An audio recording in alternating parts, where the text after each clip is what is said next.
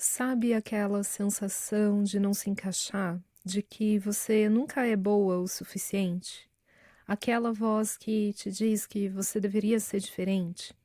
A Hinata Hyuga, de Naruto, conhece bem essa dor de crescer em um ambiente que valoriza uma coisa enquanto ela sente e vive outra. Mas o que a história dela pode te ensinar sobre transformar a comparação em uma força genuína? É sobre isso que a gente vai conversar hoje, para você desvendar o que acontece aí dentro e encontrar a sua própria leveza. Essa sensação de inadequação muitas vezes é um peso silencioso. É como se não importa o que a gente faça, nunca fosse o suficiente. É aquela percepção de que os outros têm algo essencial que nos falta. E isso aparece no corpo antes de aparecer na cabeça. É a hesitação antes de falar, o impulso de se encolher num ambiente em que todo mundo parece saber exatamente o que está fazendo. A sensação de ocupar espaço demais é um risco.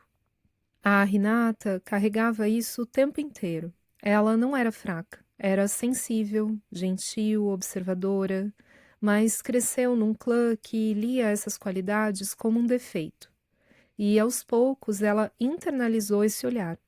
Começou a se enxergar pelo ângulo de quem nunca soube vê-la direito. No fundo, essa sensação costuma vir de três lugares que operam juntos. A gente se compara e quase sempre com quem está à frente, com o ideal, com a versão mais polida que os outros mostram. Essa comparação deixa de ser referência e vira prova do que a gente não é. A gente ouve uma voz interna que confirma: tá vendo? Isso não é para você. Essa voz parece conhecer a gente muito bem, e justamente por isso é tão difícil questionar. E com o tempo, a gente para de questionar e começar a acreditar. Forma uma convicção. Tem algo errado comigo. Uma crença tão antiga que já não parece mais pensamento, parece fato. Quando os três funcionam juntos, a mente constrói um caso muito sólido contra você. Pensa na Renata de novo. Ela não acordou um dia e decidiu se sentir inadequada.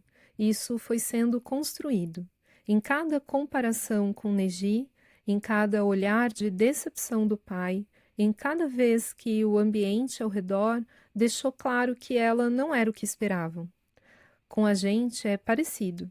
Desde cedo, a gente recebe mensagens sobre o que é certo, o que é sucesso, o que é normal e começa, quase sem perceber, a medir a própria vida com uma régua que não foi feita para ela. O problema é que a gente sempre compara os próprios bastidores com o palco dos outros. As nossas lutas internas invisíveis com as conquistas que os outros escolhem mostrar. E essa comparação nunca vai ser justa, porque ela parte de informações incompletas. Aí entra a voz crítica. Ela pega o resultado dessa comparação e transforma em julgamento.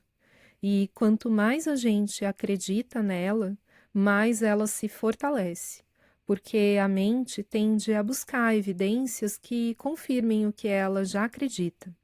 Você começa a notar só os momentos em que falhou e a descartar os momentos em que foi bem, como sorte ou exceção. É uma armadilha circular e sair dela não começa por força de vontade, começa por perceber o que está dentro dela. A jornada da Renata não é uma história de alguém que se transformou mais forte apesar de quem era.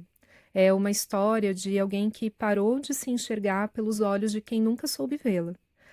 A gentileza dela, que o clã lia como fraqueza, era, na verdade, a origem de uma força diferente.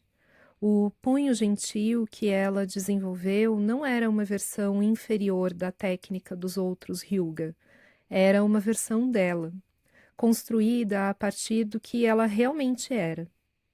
Isso importa porque a saída da inadequação não é virar outra pessoa, É parar de tratar quem você é como um problema a resolver. Na prática, isso começa com um movimento simples, mas que pede bastante honestidade.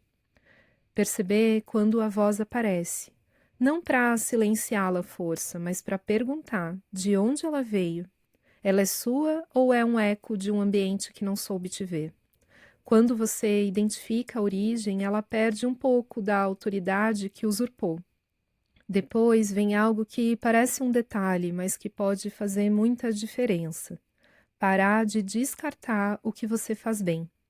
A mente que carrega inadequação tem um reflexo automático de atribuir os próprios acertos à sorte e aos próprios erros ao caráter. Interromper esse reflexo, registrar de forma honesta os momentos em que você esteve presente e que alguém foi tocado pelo que você disse, em que você persistiu mesmo com medo, é o que começa a construir uma crença diferente. E, por fim, redefinir o que é ser suficiente para você. Não para a sociedade, não para as redes sociais, não para quem te ensinou que você não era o bastante. O que nos seus próprios valores significa estar bem. Quando você responde isso com honestidade, a régua dos outros começa a perder o poder que nunca deveria ter tido.